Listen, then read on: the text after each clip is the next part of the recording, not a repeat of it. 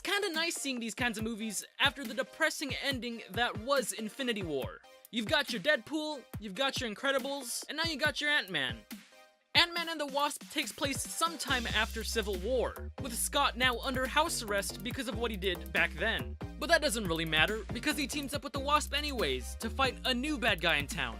Alright, I'm gonna be honest, I thought the first Ant-Man movie was alright, but I always thought it was kind of a meh Marvel movie. It wasn't one of the best, but it also wasn't the worst. Like, yeah, it had some funny moments in it, but I didn't go, wow, that was hilarious. They should cancel the Avengers just for him. Even though I liked it, I wouldn't really consider it to be in my top 10 Marvel movies of all time. But this one, I kinda like this one a bit more than I thought I would. The CGI was really impressive this time around. Marvel's basically perfected digital de-aging. They're just flexing at this point. They did the thing they did to Iron Man in Civil War to Michelle Pfeiffer and Michael Douglas. And the action scenes were fine, but these aren't really the reasons as to what makes the Ant-Man movies so likable. What makes the Ant-Man movie so likable is the self-awareness. The fact that the movie doesn't take itself too seriously. And all of the charisma and charm that comes with the characters. And you get quite a bit of that here, which is to die for, literally. I don't know what it is about them, but Paul Rudd and Michael Pena nail it every single time they're on screen. They practically carry the movie, because they're certainly the best parts about it, and that's not even a compliment on their acting skills. It's their actual personality that bleeds into the characters that makes them like that. Michael Douglas and Evangeline Lilly were more the serious roles, but they did a good job balancing out these two. The plot tries to tell 3 or 4 different stories, and though there were a few cracks, it was impressive how well it all turned out. Especially towards the end when you had the Ghost, the FBI, frickin' that guy from Tomb Raider. Open the tube! Open the tube! Open the tube! And Ant-Man's crew chasing down the lab. Ghost was okay. She had a really cool dynamic with the other scientist guy.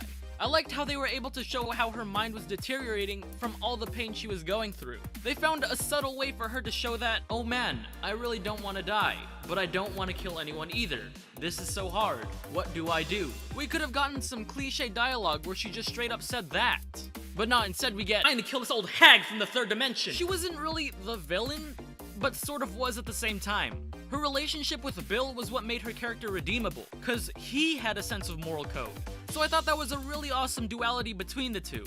They also didn't stick to just one source for laughs. They had one with Luis and the Truth Serum. They had the one with Scott and Cassie. They had something for everyone. But now, some of the lacking parts of this movie kinda goes off of what I brought up earlier. This movie starts taking itself a little too seriously towards the end. Like, it loses that feeling that made Ant-Man special.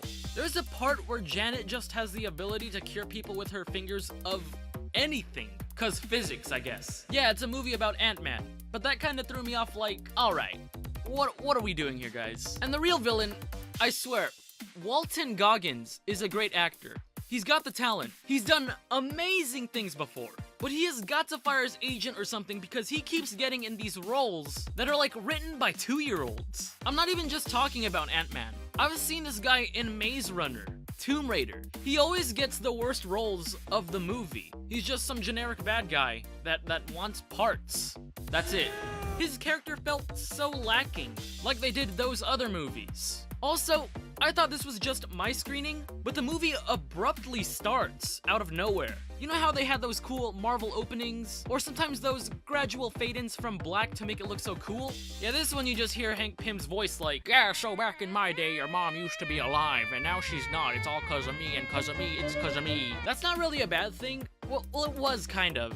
Not really. It just kind of threw us in there. And it took quite a bit of time after that before things started picking up.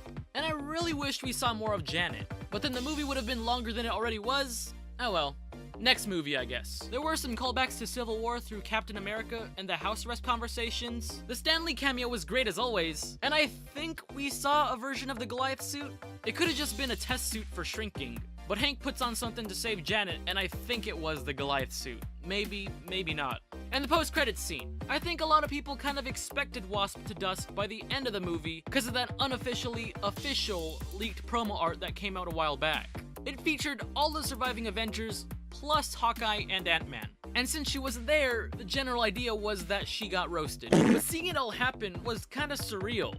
I mean, all three of them withered away. In my theater, I kind of found it funny that someone in the back was chanting, Hawkeye, Hawkeye, Hawkeye. Oh gee, I can't wait till Hawkeye 1v1 Thanos next year. So Ant-Man is stuck in the quantum realm with supposedly no way out until the next Avengers movie. There's been tons of talks as to what this all means.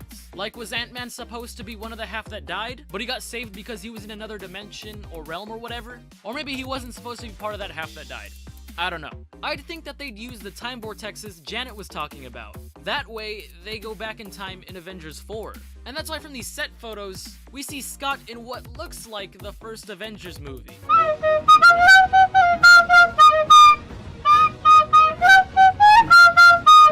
Here's probably where I'd place Ant-Man and the Wasp on the Gubz' favorite superhero movies of 2018, from most favorite to least favorite. So far, at least. Things on here are bound to change as I think about them more, but these are just my thoughts. But anyways, Ant-Man and the Wasp sits right snug over here.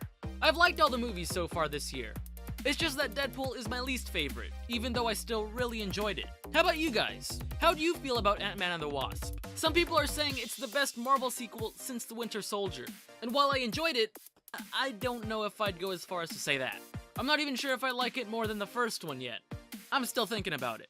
Comment your thoughts down below and let me know. And if you like this video, then be sure to hit that like and subscribe button. Also, consider following me on Twitter, Facebook, and Instagram. And for more of my videos, just click right here.